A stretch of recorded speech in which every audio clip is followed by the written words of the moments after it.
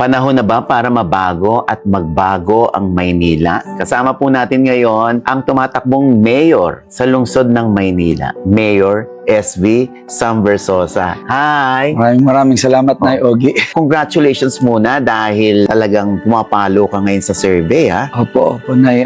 Masayang-masaya ako dahil unti-unti na pong nagigising yung mga kababayan natin at nararamdaman talaga nila yung intention ko para sa kanila. Araw-araw.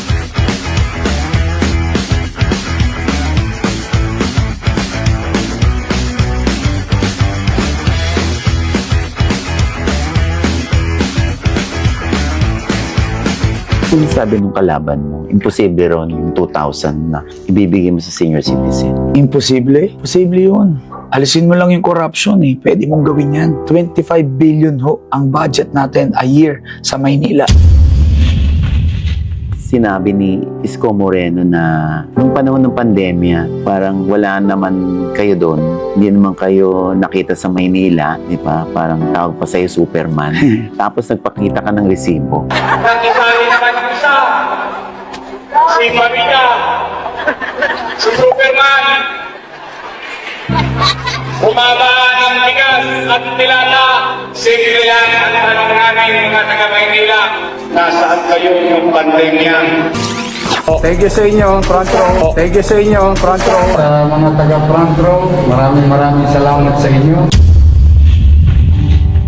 Wala ka ng ibang naisip, puro kabuhayan, parang puro ka pag-aayuda, parang lahat na lang sinusubo. Front row. Thank you sa inyo, front row. Mga taga front row, maraming salamat sa inyo. Wala ka ng ibang naisip, puro kabuhayan, parang puro ka pag-aayuda, parang lahat na lang sinusubo mo. Wala ka na raw bang iba? Ganun talaga na pag hindi mo kayang tumulong manira ka na lang. Panahon na ba para mabago at magbago ang Maynila? Kasama po natin ngayon ang tumatakbong mayor sa lungsod ng Maynila, Mayor SV Sam Versosa. Hi! Maraming salamat, Nay Ogie. Congratulations muna dahil talagang pumapalo ka ngayon sa survey, ha? Opo, Nay.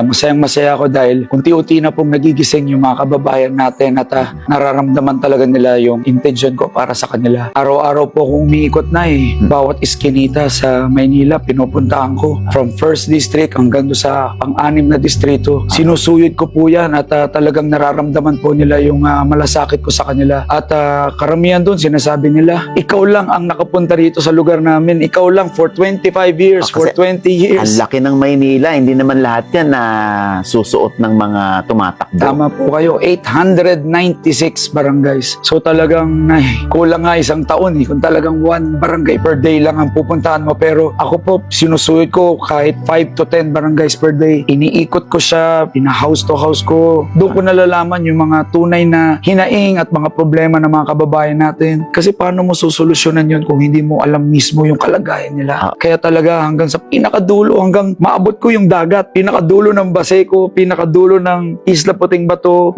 pati kagabi sa may Pandakan, sa Tondo, bawat Riles, pinupuntahan ko. Yung mga pinakamaliliit na iskinita. Meron pa akong napuntahan parang tahanang walang bubong. Meron pa akong napuntahan ng mga talagang lugar na kahit maaraw na Sobrang liblib. sobrang dilim. Tirik na tirik ang araw, alas 12 ng tanghali umiikot ako. Pag pumasok ko doon sa iskinita nila, walang sunlight na pumapasok, walang araw. Kailangan ko pang gumamit ng flashlight. Ganun ho ang kalagayan ng mga kababayan natin sa Maynila. Ito po yung sinasabi kong kalagayan na hindi na napapansin. Hindi nabibigyan ng tulong at solusyon. Ito yung ilang taon na hong umaasa. Yung iba tumanda na ho doon. Sabi nila, umaasa pa rin hanggang ngayon na napangakuan. Sumubok na ilang beses ng ibang mga mayor. Pero hanggang ngayon, imbis masenso, lalong naghihirap.